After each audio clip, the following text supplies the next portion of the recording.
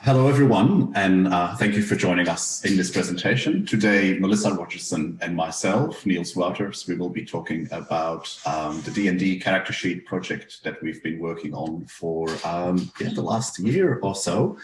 I also want to acknowledge the work done by Yian, as well as work by Frederick Sun and Kevin Wang in past semesters on the development and design. Cool, thanks, Niels.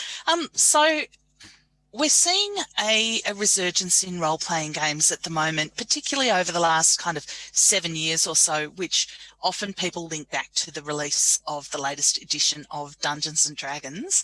And at the same time, as those of you that were paying attention in the last session will know, we're also seeing this increased interest in hybridity. And Prameet and Marcus have done some work on this in the context of role-playing games. And of course, Lucy and Martin and I have also been looking at this in the context of board games. So this is around the use of digital tools to deliver in-game content. Generally a bit less formal than what I was talking about earlier, but here we're thinking about in-game effects, character management, even communication opportunities during the play of the role-playing game.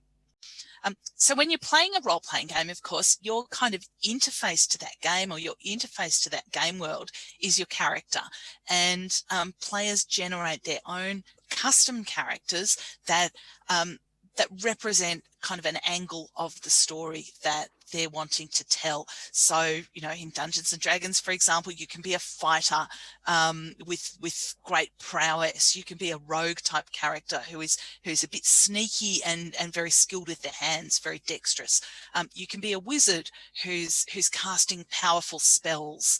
And research, but also anecdotal evidence tells us that having a good character is really important for players, but at the same time, creating a character can be a barrier for new players who are looking at getting into the game because instead of kind of getting to go off on wild adventures, you're sitting, you're rolling dice, you're looking numbers up on tables, you're checking the cost of items that you're provisioning, and it becomes a very kind of fiddly, almost a bookkeeping type task when what you want to be doing is getting right into the game.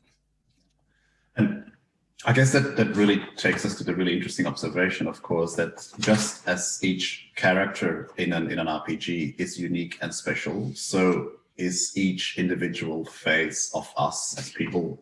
It creates a really interesting parallel to the Biometric Mirror project that our lab developed and has been sort of organizing since, I think, 2018 now.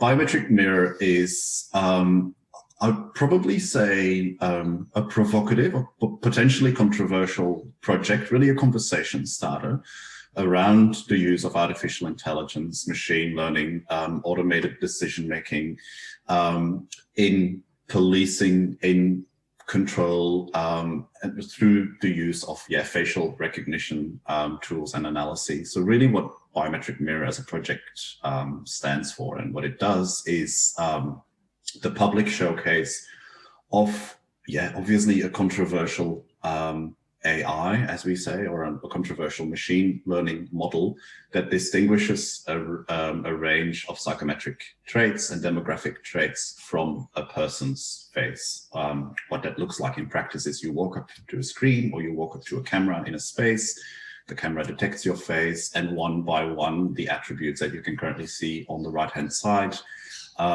appear, and your readings appear as well. And I've done it numerous times. I know that Melissa has done it numerous times while it was active on campus.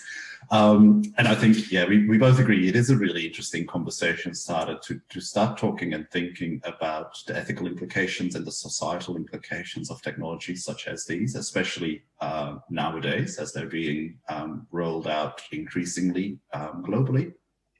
But it also really allows the public, even people that have no solid technical understanding of how systems such as AI and machine learning work, it really enables them to participate in that conversation as well.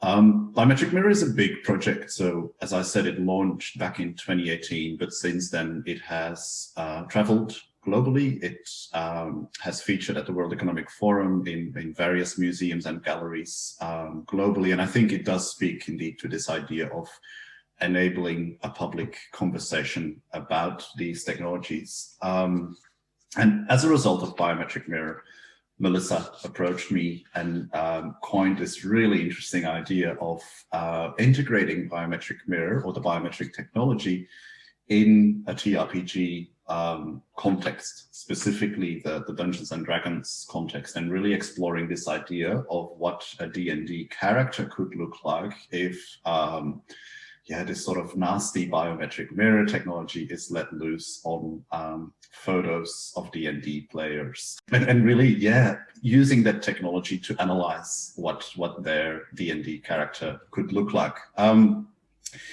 Again, we are very excited researchers. So Melissa and I, we have done it ourselves. We've engaged students in exploring how we can map the attributes of Biometric Mirror, as you can see here on the right-hand side, how we can map that realistically,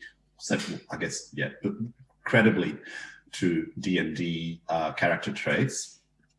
And this is my apparent D&D character. I'm an 11 on intelligence. I believe that's fairly all right, Melissa. Better than me. But I'm happy that I'm a chaotic good person. I might leave that up for 2 or 3 seconds, but let's definitely also move on to Melissa's D&D character. And at least we know which of us is the evil member of the party. The evil member of the party. And as you can see, hopefully we need to tinker with our algorithms a little bit that we're using. And that's one of the things that Yian's going to be working on this semester. With an intelligence of 6, I believe I rate very similarly to a bear. So, that's not fantastic, and perhaps this whole project was ill-conceived, or that's what my wisdom score would tell us. But you can see that we're getting some variation in the numbers that we're generating, and hopefully a little bit of interesting conversations coming up about those numbers as well.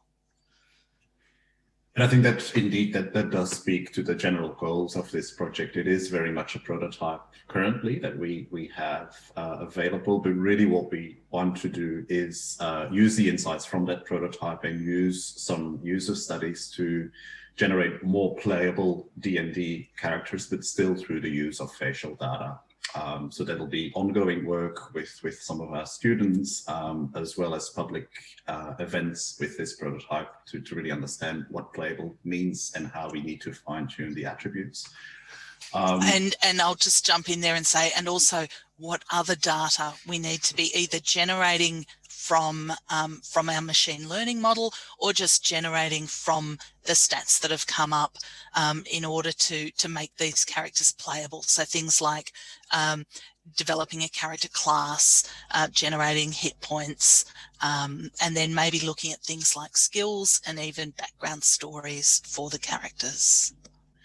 And that ties in nicely to this second point, where we want to understand how those generated characters, how they impact a game. What happens if all of a sudden you rock up to a game with one of your automated character sheets or characters, sorry, and how does it affect gameplay, especially when the character is not your ideal character? I think that's a really interesting one for us to unpack as well.